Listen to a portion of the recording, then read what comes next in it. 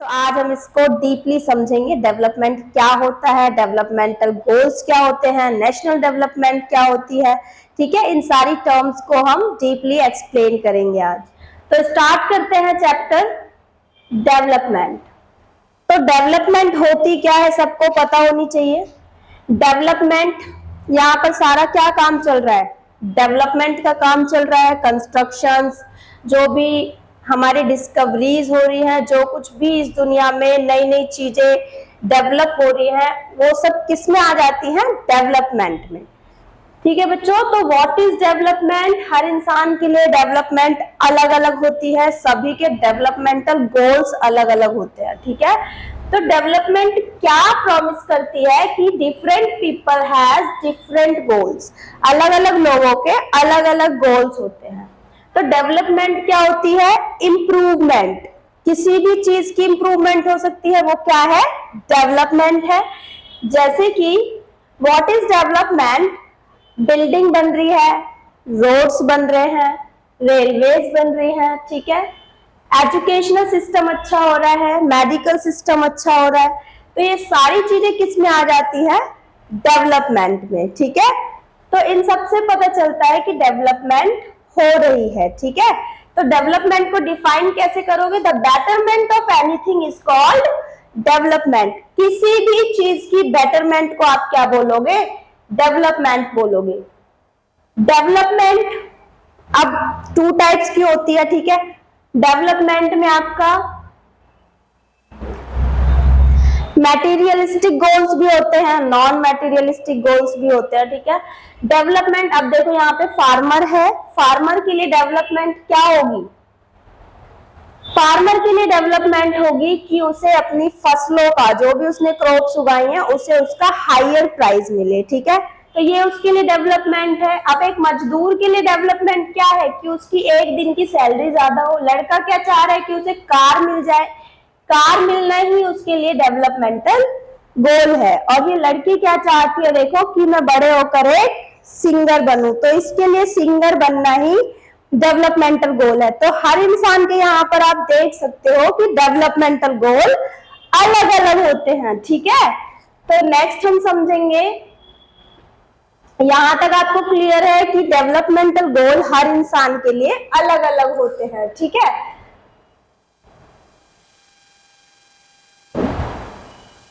तो आपको यहां से पता चल गया कि अलग अलग लोगों के जो डेवलपमेंटल गोल्स होते हैं वो अलग अलग होते हैं। नेक्स्ट हम देखेंगे, अब जरूरी तो नहीं है बच्चों कि एक पर्सन के लिए जो डेवलपमेंट है वो दूसरे पर्सन के लिए भी डेवलपमेंट हो। ठीक है, हो सकता है जो चीज किसी वन पर्सन के लिए डेवलपमेंट है वो दूसरे पर्सन के लिए डेवलपमेंट ना हो। फॉर एग्जाम्पल, एक डैम बनाया, सरकार ने एक डैम बनाया है। ठीक है, अब वो डैम किसी एक इंसान के लिए तो डेवलपमेंट है कि भाई हमें पानी मिल रहा है, अच्छा, हमारी अच्छी खेती होगी, तो वो क्या है, एक इंसान के लिए डेवलपमेंट है। लेकिन वहीं पर अगर हम दूसरे इंसान की बात करें तो उसके लिए डेवलपमेंट नहीं है, क्योंकि वो इंसान वहां पर रहता है, उससे उसकी लिविंग छिन जाएगी, रहने का उसका रेजिडेंट छिन जाएगा, वहां पर उसकी जॉब जो फिक्स थी उसकी जॉब भी उससे छिन जाएगी, उसे दूसरी जगह शिफ्ट होना पड़ेगा। तो इससे हम कह सकते हैं कि जो डेवलपमेंट होती है ना, वो जरूरी नहीं है कि एक इंसान के लिए जो डेवलपमेंट है वो दूसरे इंसान के लिए भी डेवलपमेंट हो, ऐसा कोई जरूरी नहीं है।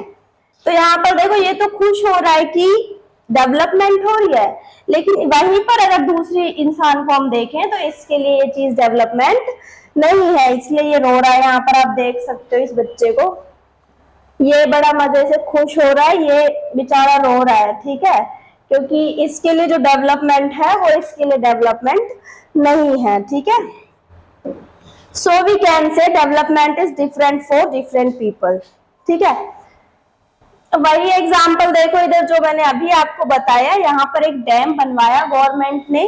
अब ये डैम से इस इंसान को क्या मिल रहा है, ये इंसान क्या सोच रहा है कि मुझे इलेक्ट्रिसिटी मिल रही है, मुझे वाटर सप्लाई अच्छा मिल रहा है। ठीक है, लेकिन यहीं पर इन ट्राइबल पीपल को आप देख सकते हो, ये क्या कह रहे हैं कि ये हमारे लिए डेवलपमेंट नहीं है, क्योंकि इनसे रहने का, जहां पर ये रहते थे, इस डैम के पास ये रहते थे, तो इनसे इनका रेजिडेंट छिन गया, इनसे इनका रेजिडेंट छिन गया, तो ये चीज इनके लिए, डैम बनना इन लोगों के लिए डेवलपमेंट नहीं है। ठीक है, इसके लिए ये डेवलपमेंट है, इसके लिए डेवलपमेंट नहीं है। तो हम कह सकते हैं कि डेवलपमेंट जो है वो हर इंसान के लिए अलग अलग होती है। ठीक है,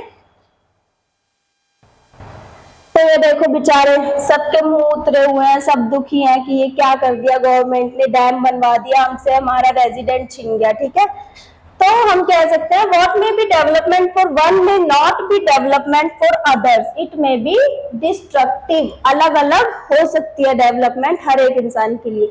अब हम देखते हैं income and other goals.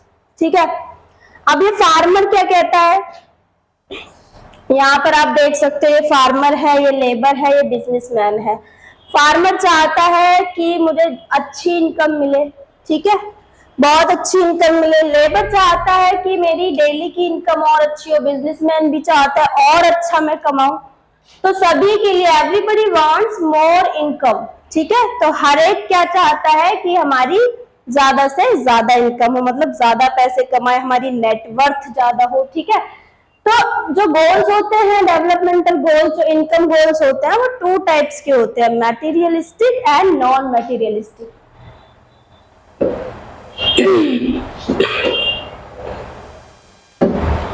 Materialistic goal में देखो बच्चों, मटेरियल नाम से आपको दिख रहा होगा, मटेरियलिस्टिक, जिस पैसे से आप मटेरियल्स खरीद सकते हो, अगर हम इनकम का यूज करके मटेरियल्स खरीद सकते हैं, वो हो जाएंगे मटेरियलिस्टिक गोल्स।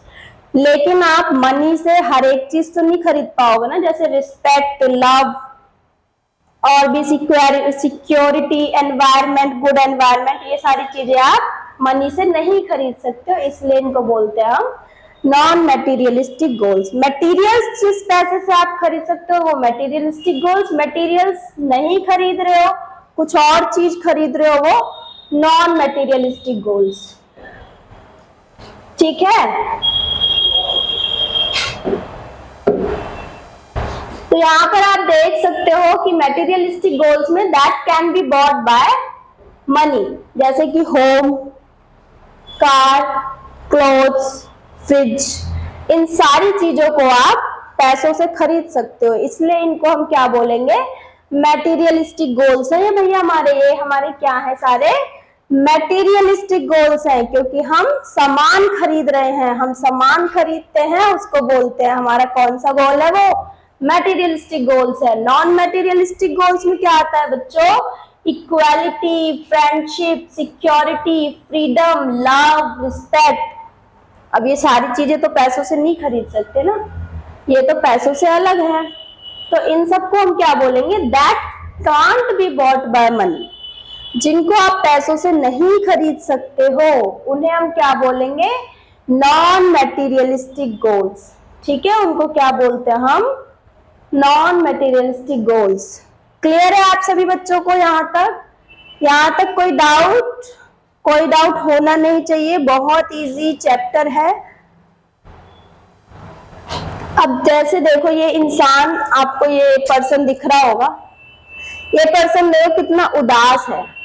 ये उदास क्यों है भैया, ये भैया इसलिए उदास है क्योंकि इसे सब कुछ तो मिल रहा है, इसे इसकी एक जॉब लगी है, फॉरेन कंट्री में लगी है। ठीक है, अब फॉरेन कंट्री में इसे सब कुछ मिल रहा है, पैसे मिल रहे हैं, अच्छा जॉब सिक्योरिटी मिल रही है, ठीक है, सब कुछ मिल रहा है, लेकिन अगर इसको वहां जाके रिस्पेक्ट ना मिले, इसके साथ डिस्क्रिमिनेशन हो रहा है, इसके साथ भेदभाव हो रहा है, ठीक है, तो ये क्या आप लोग कह सकते हो कि इसकी डेवलपमेंट हो रही है? नहीं हो रही ना इसकी डेवलपमेंट। क्या सिर्फ आपको पैसे मिल जाए तो आप कह सकते हो हमारी डेवलपमेंट हो रही है? डेवलपमेंट होने के लिए तो सभी चीजें चाहिए ना। डेवलपमेंट के लिए आपको मटेरियलिस्टिक गोल्स भी आपके पूरे होने चाहिए, आपके नॉन मटेरियलिस्टिक गोल्स भी पूरे होने चाहिए, तभी आप कह सकते हो ना कि हमारी डेवलपमेंट हो रही है। तो इसको बेचारे को देखो, जॉब, इसकी फॉरेन कंट्री में जॉब लगी है, वहां पर इसे मनी मिल रही है, लेकिन इक्वालिटी नहीं मिल रही। पैसे तो मिल रहे हैं, जॉब तो अच्छी लगी है इसकी, लेकिन इक्वालिटी नहीं मिल रही है, जॉब सिक्योरिटी नहीं मिल रही है, रिस्पेक्ट भी नहीं मिल रही है। मतलब कि यहाँ पर देखो, इसके साथ भेदभाव हो रहा है, इक्वल नहीं समझा जा रहा है, क्योंकि ये सबसे अलग है, फॉरेन में गया है, ठीक है। जॉब सिक्योरिटी नहीं मिल रही, मतलब कोई जॉब इसकी फिक्स नहीं है, कभी भी वो कंपनी वाले निकाल के फेंक सकते हैं इसको, ठीक है ना। इसको वहां पे रिस्पेक्ट मिल रही है। तो सिर्फ मनी मिलने से आप कह सकते हो कि इस इंसान की डेवलपमेंट हो रही है? इस इंसान की डेवलपमेंट नहीं हो रही, तो हम कह सकते हैं कि ये इंसान डेवलप्ड नहीं है, ठीक है। तो इसलिए ये बंदा बेचारा रो रहा है, यहाँ पे देखो कितना उदास है, दिख रहा होगा आपको, है ना, बहुत उदास लग रहा है ये, ठीक है।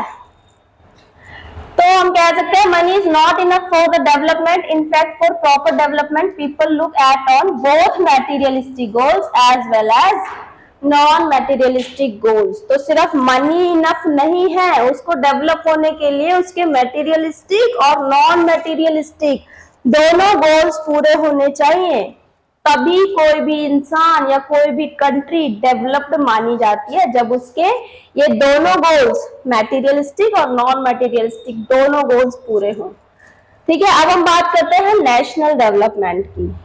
तो बच्चों नेशनल डेवलपमेंट क्या होती है? नेशनल डेवलपमेंट के लिए, नेशनल डेवलपमेंट में कोई भी नेशन अगर प्रॉपरली डेवलप्ड हो रहा है, सब चीजें हैं उसके पास, उसके मटेरियलिस्टिक नॉन मटेरियलिस्टिक गोल सारे पूरे हो रहे हैं, तो आप कहोगे कि वो नेशन या कंट्री डेवलप हो रही है, ठीक है। जैसे इसमें देखो सबके जो नॉर्म्स हैं, सबकी जो थिंकिंग है वो अलग अलग है, ठीक है। इन सब पर्सन की थिंकिंग अलग अलग है। ये पर्सन क्या बोल रहा है? I think the government should focus on the road. ये कह रहा है मेरे हिसाब से ना गवर्नमेंट को रोड्स बनाने पे फोकस करना चाहिए। ये क्या कहती है कि मेरे हिसाब से हेल्थ सिस्टम पर ज्यादा इन्वेस्ट होना चाहिए, ठीक है। ये क्या कहता है? एजुकेशन सिस्टम पर ज्यादा इन्वेस्ट होना चाहिए। और ये बंदा देखो, ये बंदा क्या कह रहा है? ये सबसे महान बंदा है, ये कह रहा है कि पहले पेट्रोल के रेट कम करवाओ तब डेवलपमेंट होगी। इसकी सबसे अलग ही नॉर्म्स एंड थिंकिंग है, ठीक है। बहुत ही अलग सोचता है ये बंदा, ये तो बहुत ही बड़ा महान बंदा है, ठीक है।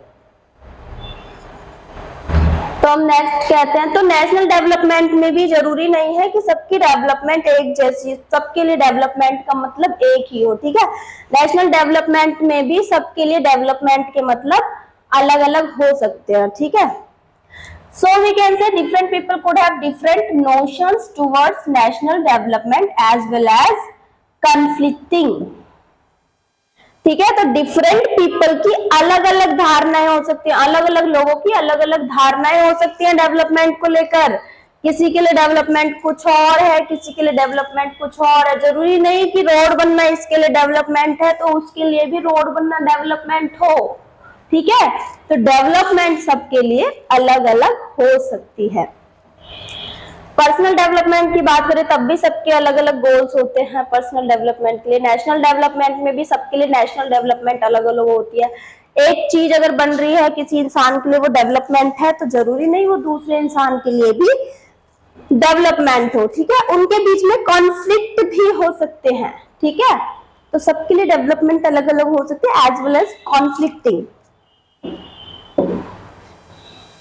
Clear everyone? तो आप इसकी प्रॉपर डेफिनेशन भी देख लेना, नेशनल डेवलपमेंट क्या होती है। आई होप कि आपको क्लियर हो चुका है नेशनल डेवलपमेंट।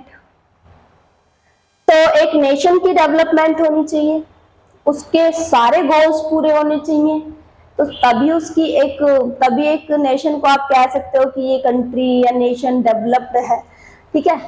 तो डेवलपमेंट, अगर नेशनल डेवलपमेंट की हम बात करें तो the ability of the country to improve the living standards of its citizen, ठीक है। इम्प्रूवमेंट हो रही है किसकी? उस कंट्री के सिटीजन्स की लिविंग स्टैंडर्ड्स की इम्प्रूवमेंट हो रही है, ठीक है। The ability of the country की ability to improve the living standard of its citizen, अपने सिटीजन्स के लिविंग स्टैंडर्ड्स को इम्प्रूव करने की किसी कंट्री की जो एबिलिटी होती है उसे हम क्या बोलते हैं? National development. उसे हम क्या बोलते हैं बच्चा? National development. तो दैट मीन्स वहां के सारे सिटीजन्स जो है, वहां के जितने भी किसी कंट्री के रेजिडेंट्स हैं, उन सारे रेजिडेंट्स पीपल्स की क्या होनी चाहिए, रेजिडेंट जो वहां रहने वाले लोग हैं, उन रहने वाले लोगों के लिविंग स्टैंडर्ड में इम्प्रूवमेंट होना चाहिए। जब उनके लिविंग स्टैंडर्ड में इम्प्रूवमेंट होगा ना, तब आप कह सकते हो कि हाँ भैया, कि अब कंट्री की डेवलपमेंट हो रही है। क्यों हो रही है? क्योंकि वहां के जितने भी लोग हैं कंट्री के, वो सारे के सारे डेवलप हो रहे हैं, उन सबके लिविंग स्टैंडर्ड में इम्प्रूवमेंट हो रही है। तो आप कहोगे कि हाँ भैया, अब हम कह सकते हैं कि नेशन की, अपने नेशन की डेवलपमेंट हो रही है, क्योंकि सभी लोग बिंदास जी रहे हैं, मस्त उनका लिविंग स्टैंडर्ड हो गया है। ठीक है, तो हमारे नेशन की डेवलपमेंट मानी जाती है। ठीक है बच्चा, तो ये हमारी होती है नेशनल डेवलपमेंट। अब अगर हम आगे बात करें, उसके बाद देखो, अब एक कंट्री की डेवलपमेंट तो बच्चों तभी मानी जाएगी ना, जब उसके पास सारी फैसिलिटीज हो। ठीक है, कंट्री की डेवलपमेंट तभी मानी जाएगी जब उसके पास सारी फैसिलिटीज हो, उसके पास सब चीजें प्रोवाइड हो, सब चीजें उपलब्ध हो उसके पास, जैसे कि education, medical care, public facilities, employment. लोगों को एजुकेशन भी अच्छी मिलनी चाहिए। एजुकेशन अच्छी होगी तो इनकम तो वो वैसे ही अर्न कर लेगा ना, अच्छी नॉलेज होगी, अच्छी स्किल उसके पास होगी, तो वो मेहनत करके खुद से कमाई कर सकता है। ठीक है, तो एजुकेशन सिस्टम बहुत जरूरी है। मेडिकल केयर, अब कोई इंसान हेल्दी रहेगा, स्वस्थ रहेगा, तभी तो वो कोई काम कर पाएगा ना, तो इसलिए मेडिकल केयर भी उसे चाहिए होगी, हर बंदे के लिए प्रोवाइड होनी चाहिए, टाइम पर प्रोवाइड होनी चाहिए। ठीक है, और आप क्या कह सकते हो, पब्लिक फैसिलिटी। पब्लिक फैसिलिटी मतलब जो गवर्नमेंट की तरफ से प्रोवाइड होती हैं फैसिलिटीज, उनको बोलते हैं हम पब्लिक फैसिलिटीज। अब पब्लिक फैसिलिटीज जैसे ये बच्चा देखो पानी पी रहा है यहाँ पे, अब ये टंकी है ना, ये जो टैप लगाया गया है वो गवर्नमेंट की तरफ से लगाया गया है, तो हम कह सकते हैं कि गवर्नमेंट ने इसको फैसिलिटी प्रोवाइड की है, जिसे हम क्या बोलते हैं, पब्लिक फैसिलिटीज। गवर्नमेंट स्कूल जो ओपन हो रहे हैं ना, वो भी गवर्नमेंट ने ओपन किए हैं, इसलिए हम उसे भी किसमें काउंट करेंगे, पब्लिक फैसिलिटीज में। अगर हॉस्पिटल गवर्नमेंट ने खोले हैं, वो भी किसमें काउंट की जाएगी, पब्लिक फैसिलिटीज में। अब ये गवर्नमेंट ऐसा क्यों करती है, फैसिलिटीज क्यों प्रोवाइड करती है? अब हमारे देश में कितने लोग गरीब हैं, ठीक है, अब वो इतने सारे पैसे नहीं है उनके पास कि वो प्राइवेट सेक्टर्स की तरफ जाएं, ठीक है, अपना चेकअप कराने के लिए या एजुकेशन के लिए प्राइवेट जगह पर जाएं, उनके पास पैसे कम हैं। तो इसलिए गवर्नमेंट, ताकि हमारा देश पीछे ना रह जाए, हमारे देश के सभी लोगों को सब कुछ मिले, अच्छी फैसिलिटीज मिले, उनका जो भी स्टैंडर्ड है, लिविंग स्टैंडर्ड उनका इम्प्रूव हो, ठीक है, इसके लिए ही जो हमारी गवर्नमेंट होती है वो बहुत सारी फैसिलिटीज उनको प्रोवाइड कराती है। एटलीस्ट बेसिक फैसिलिटीज तो सबको अवेलेबल होनी चाहिए ना, इसलिए गवर्नमेंट इनको पब्लिक फैसिलिटीज प्रोवाइड कराती है। ठीक है बच्चों, नेक्स्ट है एम्प्लॉयमेंट।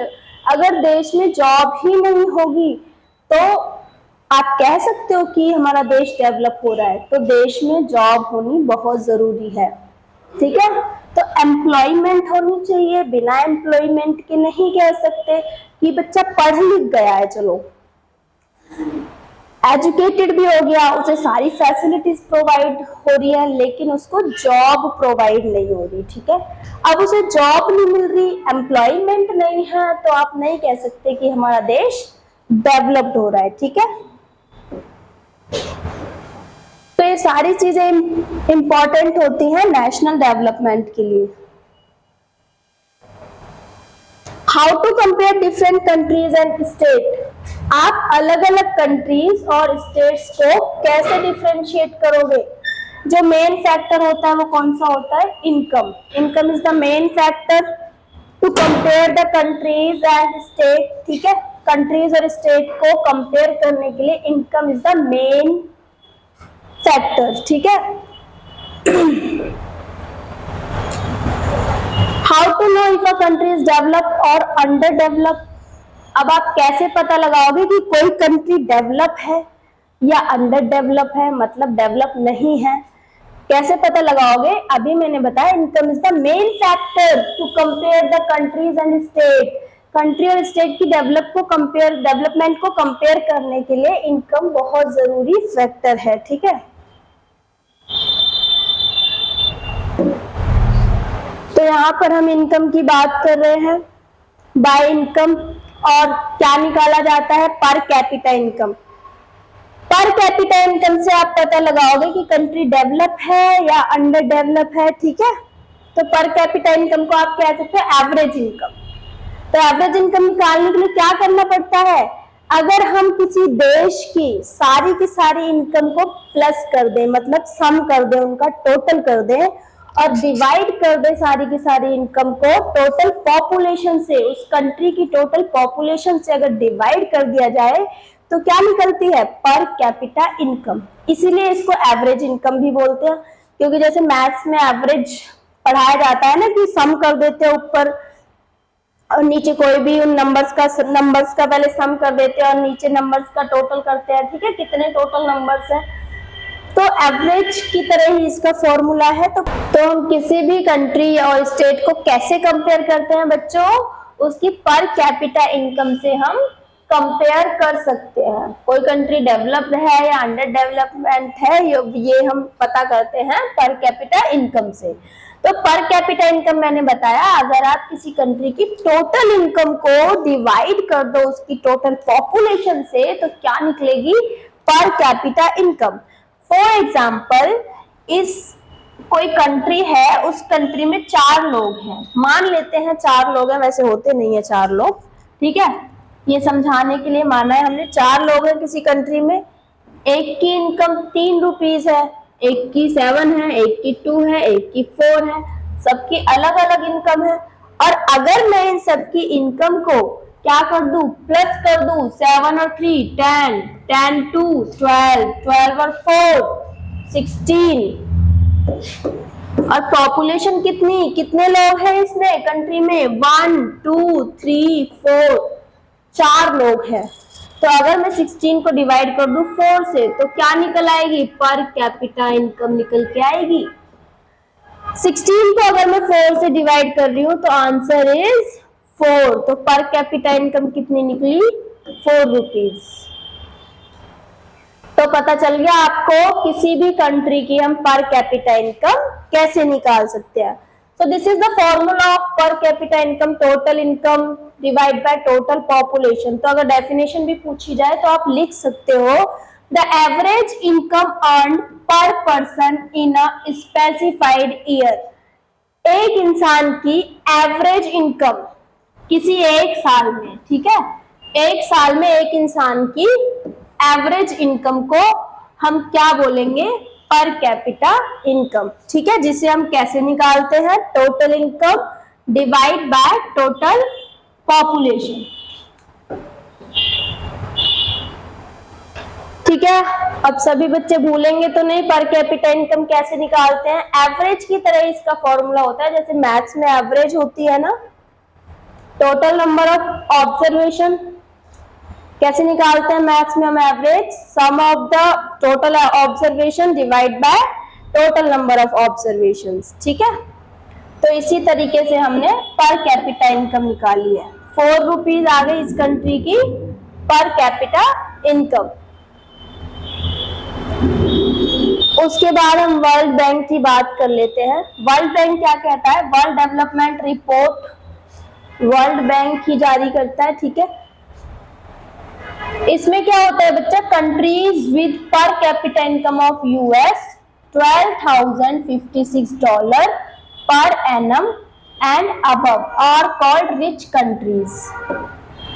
जिन कंट्रीज की पर कैपिटा इनकम एक साल की पर कैपिटा इनकम $12,056 होती है, उस कंट्री को आप रिच कंट्री कह सकते हो। उस कंट्री को आप क्या कह सकते हो? रिच कंट्री, ठीक है, उनको हम रिच कंट्रीज में काउंट कर सकते हैं। और जिन कंट्रीज की पर कैपिटा इनकम 955 या इससे कम, 955 या इससे कम यूएस डॉलर होती है, तो उन कंट्रीज को हम किस में काउंट करते हैं बच्चा?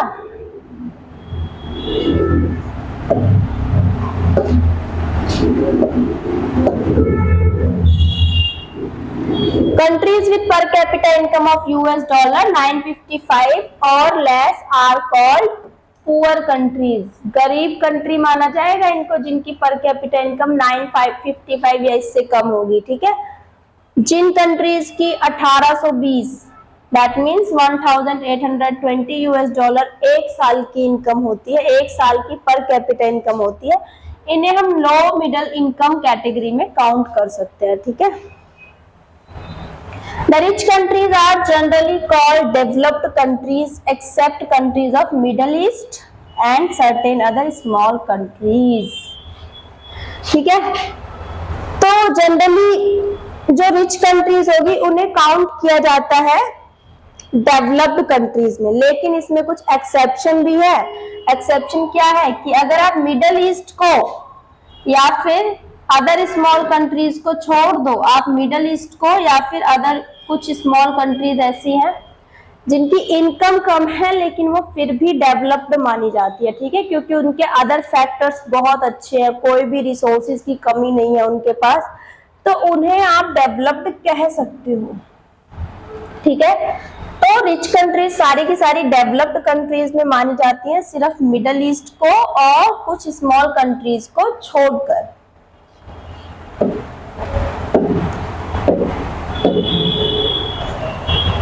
तो आपको वर्ल्ड डेवलपमेंट रिपोर्ट समझ आ गया। इस रिपोर्ट में ये सारी जानकारी हमें मिलती है।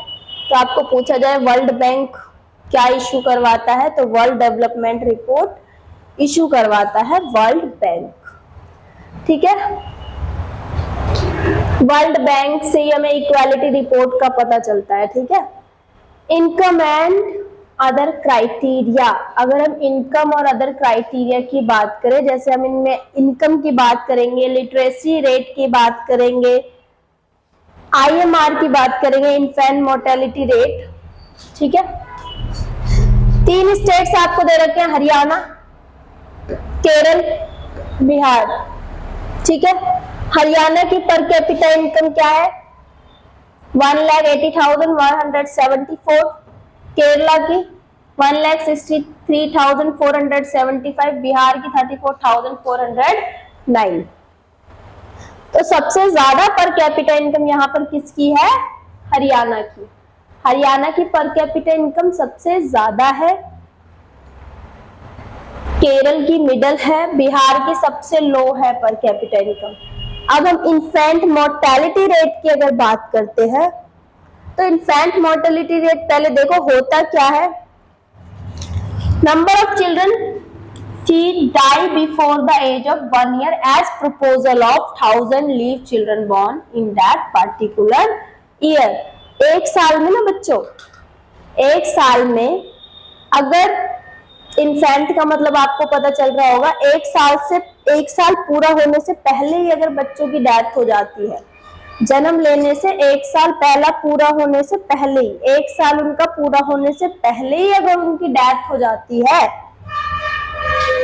पर 1000 बच्चों पर, 1000 बच्चों पर, 1000 लिविंग बच्चों पर अगर उनका एक साल पूरा होने से पहले ही जिन बच्चों की डेथ हो जाती है, वो किस में काउंट किए जाते हैं बच्चों? इन्फेंट मोर्टेलिटी रेट में काउंट किए जाते हैं।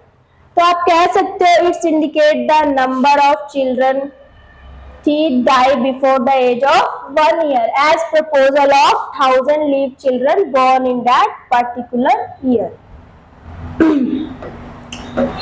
तो हम देखते हैं इन्फेंट मोर्टेलिटी रेट हरियाणा की होती है 30, केरल की होती है 10, बिहार की क्या है इन्फेंट मोर्टेलिटी रेट 35।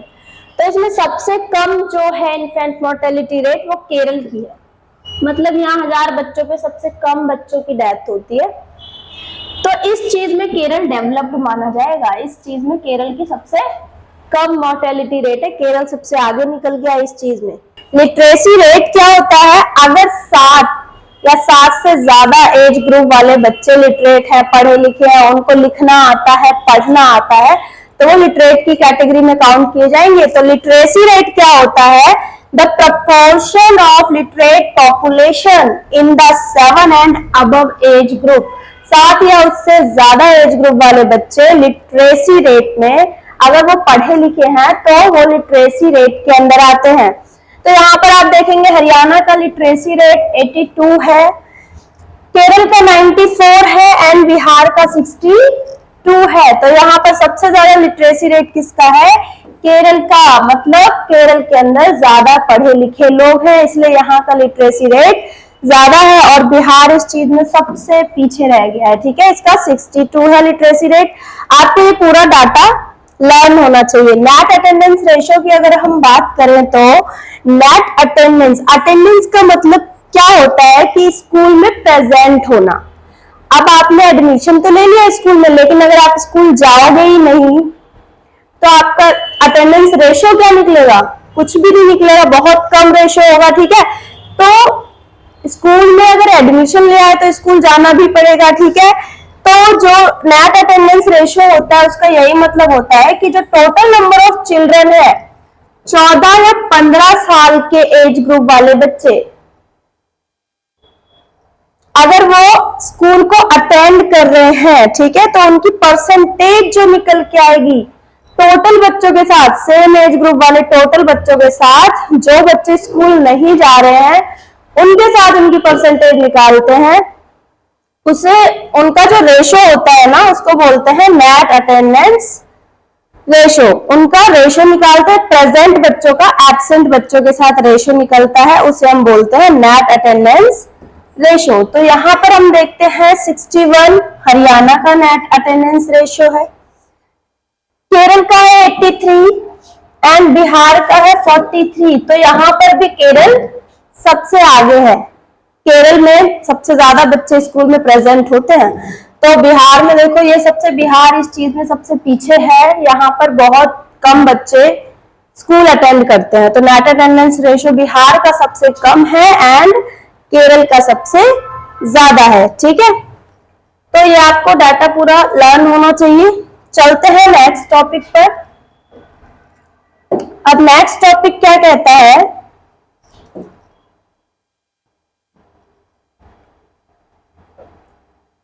तो आप देख सकते हैं यहाँ पर केरल सबसे आगे निकल गया बाकी चीजों में, ठीक है।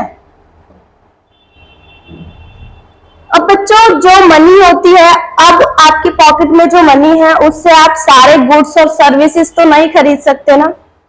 जो हमें जीने के लिए जो जो चीजों की जरूरत होती है उसमें तो मटेरियलिस्टिक और नॉन मटेरियलिस्टिक सारी चीजें चाहिए होती है हमें, लेकिन तो इसलिए आपसे बोला गया है कि जो मनी होती है उससे आप सारे गुड्स एंड सर्विसेज को नहीं खरीद सकते हो, ठीक है। नेक्स्ट अगर हम बात करें पब्लिक फैसिलिटीज की, तो पब्लिक फैसिलिटीज क्या होती हैं। अब पब्लिक का मतलब जो गवर्नमेंट पब्लिक को फैसिलिटीज प्रोवाइड कर रही है, तो कौन सी कैटेगरी में काउंट होंगी, पब्लिक में काउंट होंगी, ठीक है। जो भी फैसिलिटीज गवर्नमेंट प्रोवाइड करती है उनको हम बोलते हैं पब्लिक फैसिलिटीज।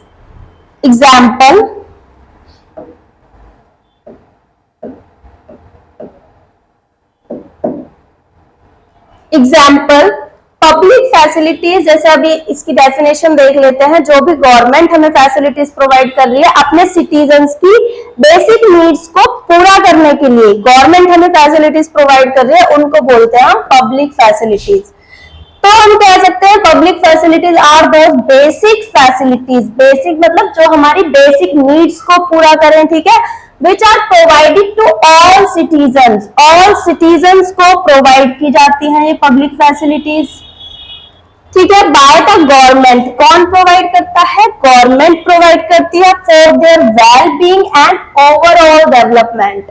हमारे सिटीजन्स की, अपनी कंट्री के सिटीजन्स की ओवरऑल डेवलपमेंट के लिए जो भी फैसिलिटीज गवर्नमेंट प्रोवाइड कर रही है उनको बोलेंगे हम पब्लिक फैसिलिटीज। ठीक है। For example education, health, security, food. तो गवर्नमेंट स्कूल, गवर्नमेंट कॉलेजेस बनाए हुए हैं तो वो पब्लिक फैसिलिटीज के अंदर आती हैं। गवर्नमेंट हॉस्पिटल्स बनाए हुए हैं तो हेल्थ सेक्टर में भी जो गवर्नमेंट है वो अपना पूरा पूरा कंट्रीब्यूट करती है। ठीक है। सिक्योरिटी पर भी, बॉर्डर पर जो हमारी सिक्योरिटी लगी रहती है उस पर भी वो पूरा पूरा अपना कंट्रीब्यूशन करती है। फूड भी प्रोवाइड करती है गरीब जनता को। ठीक है। तो हम कह सकते हैं कि पब्लिक फैसिलिटीज, जितनी भी फैसिलिटीज गवर्नमेंट प्रोवाइड कर रही है अपनी जनता को, अपने सिटीजन्स को, ताकि उनकी बेसिक नीड को पूरा किया जा सके। ठीक है। तो वो सारी चीजें आपकी पब्लिक फैसिलिटीज में आती हैं। Clear everyone? ठीक है। तो कुछ स्टेट में पब्लिक डिस्ट्रीब्यूशन सिस्टम भी लगाए गए हैं। वो पब्लिक डिस्ट्रीब्यूशन सिस्टम क्या काम करते हैं? सभी को, अपने सिटीजन्स को बेसिक उनकी नीड्स पूरी हो सके, उन्हें घर घर जाकर डिस्ट्रीब्यूट करती हैं जो भी चीजें उनको नहीं प्रोवाइड हो रही है। ठीक है। तो कुछ ये सिस्टम भी लगवाए गए हैं गवर्नमेंट की तरफ से। आगे हम बात करें बॉडी मास इंडेक्स की। तो बॉडी मास इंडेक्स क्या होता है बच्चे? बॉडी मास इंडेक्स का मतलब जिससे हमें ये पता चलता है कि कौन कितना नरिश्ड है, कौन अंडर नरिश्ड है, कौन ओवरवेटेड है, वो हमारा बॉडी मास इंडेक्स के अंदर आ जाता है। ठीक है। अगर आप वेट को डिवाइड कर दो हाइट के स्क्वायर से, ठीक है, वेट किस में मेजर होता है? किलोग्राम में मेजर होता है और हाइट मीटर में मेजर होती है। ठीक है। तो मीटर स्क्वायर हो जाएगी, हाइट के स्क्वायर कर रहे हैं तो अगर वेट को हाइट के स्क्वायर से डिवाइड करते हैं तो हम किसी भी पर्सन का बॉडी मास इंडेक्स निकाल सकते हैं। ठीक है। अब ये भी जान लो नरिश्ड, अंडर नरिश्ड और ओवरवेटेड का कैसे पता चलता है। ठीक है। अगर किसी का बॉडी मास इंडेक्स 18 से कम है ना, लेस देन 18, 18 से कम है तो वो अंडर नरिश्ड में काउंट होगा, अंडर नरिश्ड में। ठीक है। अगर किसी का 18 से 25 के बीच में है ना, 18 से 25, तो वो नरिश्ड होगा। ठीक है। अगर किसी का 25 से ज्यादा है, मोर देन 25, किसी का बॉडी मास इंडेक्स 25 से ज्यादा है ना, तो वो किस में काउंट होगा? ओवरवेटेड में। किस में काउंट होगा? ओवरवेटेड में। ठीक है। तो आपको बॉडी मास इंडेक्स के बारे में पता चल गया। I hope you understand clearly this topic. ठीक है। वेट को हम हाइट के स्क्वायर से डिवाइड करते हैं। जिनकी भी वैल्यू, सभी अपना अपना बॉडी मास इंडेक्स निकाल के देखेंगे और कमेंट बॉक्स में बताएंगे किसका कितना बॉडी मास इंडेक्स आया है और कौन नरिश्ड में आ रहा है, कौन अंडर नरिश्ड है और कौन ओवरवेटेड है। ठीक है बच्चों। तो मैंने आपको बता ही दिया, किसी की बॉडी मास इंडेक्स की वैल्यू अगर 18 से कम आए तो वो नरिश्ड में, अंडर नरिश्ड में काउंट होगा। अगर 18 से 25 के बीच में आती है तो वो कंप्लीटली मतलब फिट है, हेल्दी है, नरिश्ड में आता है। ठीक है। अगर 25 से ज्यादा किसी का बॉडी मास इंडेक्स आएगा तो वो ओवरवेटेड में काउंट किया जाएगा। ठीक है। Clear everyone? आगे चलते हैं हम नेक्स्ट टॉपिक पे।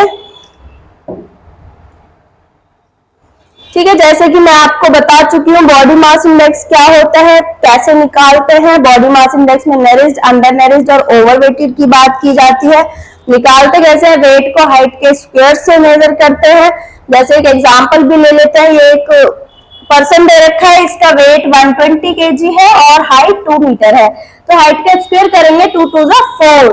तो जब इसके वेट को हाइट के स्क्वायर से डिवाइड किया तो 30 आया। दैट मीन्स 25 से ज्यादा आ रहा है। तो ये जो लड़का आपको दिख रहा है ना, ये आपका ओवरवेटेड है। ठीक है। तो मैंने बता ही दिया आपको, 18 से कम है तो अंडर नरिश्ड, 25 से ज्यादा है तो ओवरवेटेड और 18 से 25 के बीच में है तो नरिश्ड है। ठीक है। चलते हैं नेक्स्ट टॉपिक पर। UNDP. What is the full form of UNDP? UNDP होता है यूनाइटेड नेशन डेवलपमेंट प्रोग्राम। ठीक है। और ये क्या इशू करवाता है? ह्यूमन डेवलपमेंट रिपोर्ट को इशू करवाती है UNDP, United Nation development programme human development report को पब्लिश कराती है। ठीक है। जिसमें सारे क्राइटेरिया की बात होती है क्या क्या चीजों की बात होती है ह्यूमन डेवलपमेंट रिपोर्ट में? ह्यूमन डेवलपमेंट रिपोर्ट से आप किसी भी कंट्रीज को या स्टेट्स को कंपैरिजन कर सकते हो, किसी भी कंट्री की या किसी भी स्टेट की। ह्यूमन डेवलपमेंट रिपोर्ट के अंदर इनकम, एजुकेशन और हेल्थ के बारे में बताया जाता है कि कौन सी कंट्री की हेल्थ कैसी है, किसी की एजुकेशन सिस्टम कैसा चल रहा है, किसी का ये लाइफ एक्सपेक्टेंसी एट बर्थ क्या चल रही है, ठीक है। तो इन सब चीजों का, इनकम के बारे में, एजुकेशन और हेल्थ, इन सब सिस्टम के बारे में पता चलता है ह्यूमन डेवलपमेंट रिपोर्ट के अंदर, ठीक है। तो इसमें हम देख सकते हो श्रीलंका जो है, श्रीलंका की जो ग्रॉस नेशनल इनकम मतलब पर कैपिटा इनकम क्या है, 9250। इसकी लाइफ एक्सपेक्टेंसी क्या है, 74.3। लिटरेसी रेट क्या है, 91.2। और ये HDI मतलब ह्यूमन डेवलपमेंट इंडेक्स के अंदर इनकी रैंकिंग क्या है, ठीक है। रैंकिंग मतलब पोजीशन क्या है, पोजीशन के बारे में बताया। तो श्रीलंका पूरे वर्ल्ड में 73 पोजीशन पर है, ठीक है। अब हमारे इंडिया की बात कर लेते हैं। इंडिया की जो पर कैपिटा इनकम है वो है 5150। लाइफ एक्सपेक्टेंसी, जैसे मैंने इन्फेंट मोर्टेलिटी रेट के बारे में बताया था, वही चीज है। Life expectancy 66.4, literacy rate 62.8 and ranking क्या है हमारे इंडिया की, 131। ये आपको याद होनी चाहिए इंडिया की सारी चीजें, एग्जाम में इंडिया के बारे में आपको जरूर लिख के आना है, ठीक है। उसके बाद म्यांमार, म्यांमार की जो नेशनल ये जो पर कैपिटा इनकम है ये है आपकी 3998। Life expectancy 65.2, literacy rate 92.7 and ranking है 150, ठीक है। पाकिस्तान की 4652,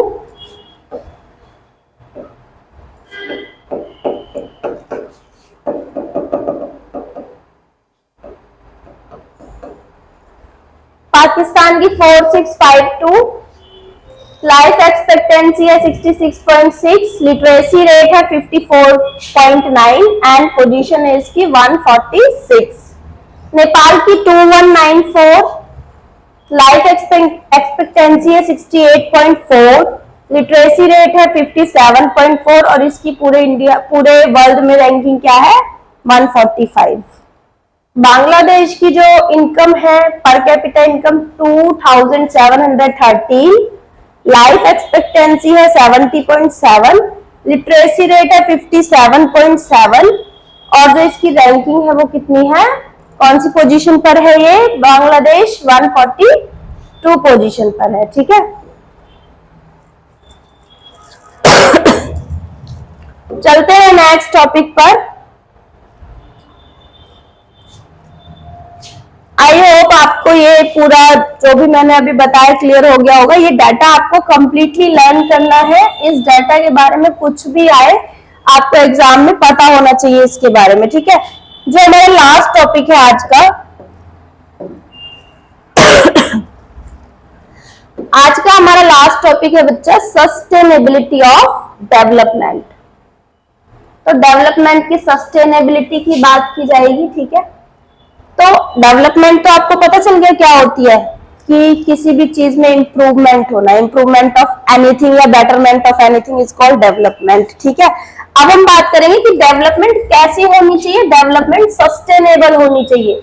सस्टेनेबल डेवलपमेंट का मतलब है, सस्टेनेबल डेवलपमेंट क्या होती है बच्चों, अगर हम एनवायरमेंट को नुकसान पहुंचाए बिना अपनी फ्यूचर जनरेशन की नीड्स का ध्यान रखते हैं। एनवायरमेंट को नुकसान नहीं होना चाहिए, ठीक है। फ्यूचर जनरेशन की नीड्स का हमें ध्यान रखना, उनकी जरूरतों का ध्यान रखना। ये नहीं कि हम सारे के सारे रिसोर्सेज का खुद ही यूज किए जा रहे हैं और उनको खत्म करते जा रहे हैं, ठीक है। तो एनवायरमेंट को नुकसान पहुंचाए बिना अपनी जो आने वाली जनरेशन है, फ्यूचर जनरेशन है, उसकी बेसिक नीड्स को हम ध्यान में रखते हुए सारे रिसोर्सेज का वाइजली यूज करें, उसी को हम सस्टेनेबल डेवलपमेंट बोलते हैं, ठीक है। जो हमारे नॉन रिन्यूएबल रिसोर्सेज हैं,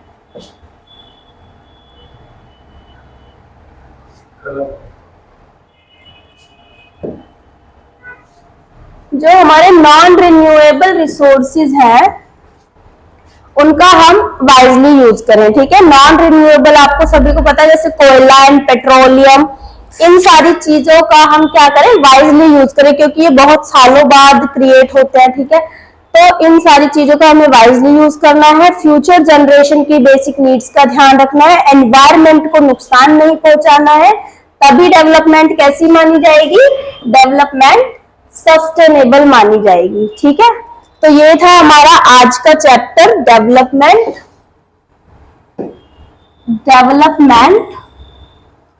और ये आज यहीं पे फिनिश होता है। एक ही वीडियो में पूरा चैप्टर कवर किया है हमने।